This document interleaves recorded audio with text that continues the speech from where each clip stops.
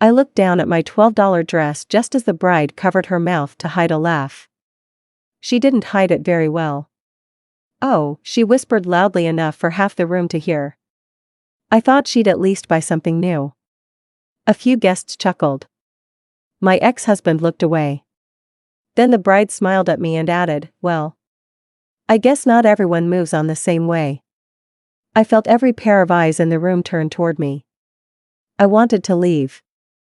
I really did. Then the best man slowly stood up from his chair, looked directly at the bride, and said, "Before anyone laughs at Emma, there's something every person in this room deserves to know." The entire ballroom fell silent. I had absolutely no idea what he was about to say. My name is Emma. I was 36 years old, and attending my ex-husband's wedding was the last place I wanted to be. 3 years earlier, Ryan and I had ended our 12-year marriage. There hadn't been screaming or cheating. Just years of growing apart. Or at least, that's what I believed. The divorce was painful but respectful. We divided everything fairly, signed the papers, and promised to stay civil. We never had children, which somehow made saying goodbye even quieter. After the divorce, Ryan quickly rebuilt his life. A year later, he announced his engagement to a woman named Claire. She was 31, beautiful, confident, and loved being the center of attention. I'd only met her twice. Both times, she'd treated me like an inconvenience. When Ryan invited me to the wedding, I almost declined. But his mother, Diane, called me personally. "Please come," she said gently. "You'll always be family to me." I couldn't say no to her. Money had been tight lately. I had recently left my job as an event planner after the company downsized. I was working temporary jobs while trying to start a small decorating business from home. Every dollar mattered. So instead of buying an expensive dress I'd wear once, I visited a thrift store. Hidden between dozens of old gowns was a simple navy blue dress. It fit perfectly. $12. I smiled when I bought it. Not because it was cheap. Because it reminded me that dignity doesn't come with a price tag. But that wasn't the worst part. The ceremony itself was beautiful. I sat quietly near the back beside Diane. No drama. No awkward conversations. I thought maybe I'd survive the evening unnoticed. That changed during the reception. Claire walked from table to table greeting guests. When she reached mine, her eyes immediately dropped to my dress. She smiled politely. Then she laughed. "Oh, vintage." I smiled. "Something like that." She tilted her head. "I guess everyone's on a different budget." Several bridesmaids laughed. I felt my cheeks burn. Ryan looked uncomfortable but said nothing. That hurt more than Claire's words. Then everything changed. The best man, Marcus, tapped his glass to begin his speech. Marcus had been Ryan's best friend since college. He'd also been one of my closest friends during the marriage. He smiled warmly at everyone. "I'd like to tell a story." People settled into their seats. "I've known Ryan for almost 20 years. He paused. "And I've known Emma almost as long." I lowered my eyes. I didn't understand why he was mentioning me. Then he looked directly at Claire. "Before anyone judges someone by what they're wearing." He smiled gently. "You should know that this woman once sold nearly everything she owned so Ryan could chase his dream." The room became completely silent. I stared at Marcus. I had never told him not to mention that. Ryan slowly looked up. Marcus continued. 12 years ago, Ryan wanted to open his own architecture studio. He looked around the ballroom. The bank rejected his loan. People listened carefully. So Emma quietly sold her grandmother's jewelry, canceled her graduate school plans, and worked 2 extra jobs. My heart started pounding. Hardly anyone knew that story. Marcus smiled sadly. Ryan never would have had his first office without her. Claire's smile disappeared. I wanted Marcus to stop. Not because he was lying. Because every word was true. Ryan finally spoke. I never told anyone. Marcus nodded. I know. He looked toward the guests. Because Emma asked him not to.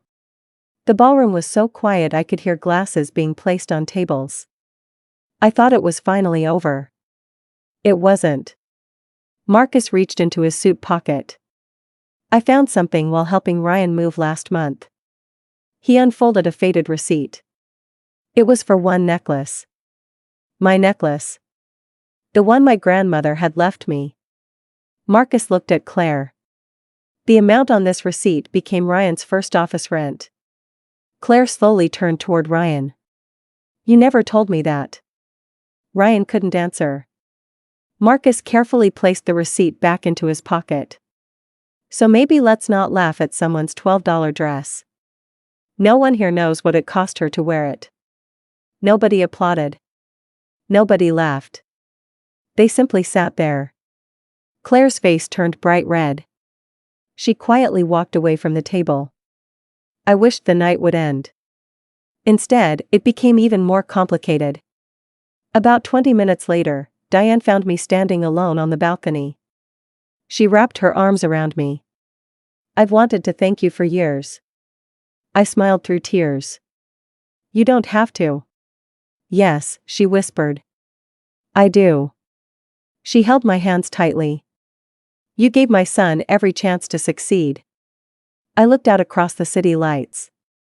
I loved him. I know. Then she surprised me. Do you know why he invited you? I shook my head. He almost didn't. That caught me off guard. He was afraid seeing you would remind him of who he used to be. I frowned. What does that mean? Diane sighed. Ryan told me something after the invitations went out. She hesitated. He said you were always the bravest person he'd ever known. I felt tears filling my eyes again. Then everything changed once more. As I walked back inside, I accidentally overheard Claire arguing with Ryan in a hallway. You let me humiliate her. Ryan answered quietly. I didn't think you'd say those things. You could have stopped me. He didn't answer. Claire's voice cracked. Why does everyone keep looking at her like she's the hero? I quietly walked away before hearing anything else. That conversation stayed with me all night. Not because I wanted Ryan back. I didn't. Because I realized something important. Respect doesn't disappear just because a relationship ends. The next morning, I expected never to hear from them again.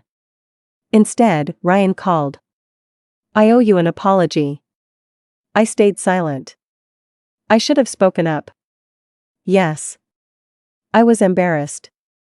I frowned. Of me? No. He took a deep breath. Of myself. Those words surprised me. I spent years accepting sacrifices you made without fully appreciating them. I looked out my apartment window. You don't owe me for loving you. I know. But I owe you respect. For the first time since our divorce, the weight I'd been carrying became a little lighter. But that wasn't the end. A week later, Marcus invited me to lunch. I hope you're not angry. I smiled. You embarrassed me. He laughed. I know. But someone needed to tell the truth. He slid a business card across the table. One of the guests at the wedding owned a luxury hotel chain. She had seen my wedding decorations years earlier and recently heard I was starting my own event design business. Marcus had mentioned my work after the reception. They want to meet you. I blinked. What? They're looking for someone to redesign event spaces. I honestly thought he was joking. He wasn't. 3 months later, I signed my biggest contract ever. Within a year, my decorating business had grown enough that I hired 3 employees. Ironically, the very wedding where I felt the smallest became the place where my future quietly began. Several months after that, Claire sent me a handwritten letter. She apologized. Not because people judged her. Because she judged someone she didn't know. She wrote one sentence I'll never forget. I confused expensive clothes with a valuable person. I folded the letter and placed it in a drawer. Not out of anger. As a reminder. Looking back, I don't even remember the guests who laughed. I don't remember the whispers. I barely remember the embarrassment.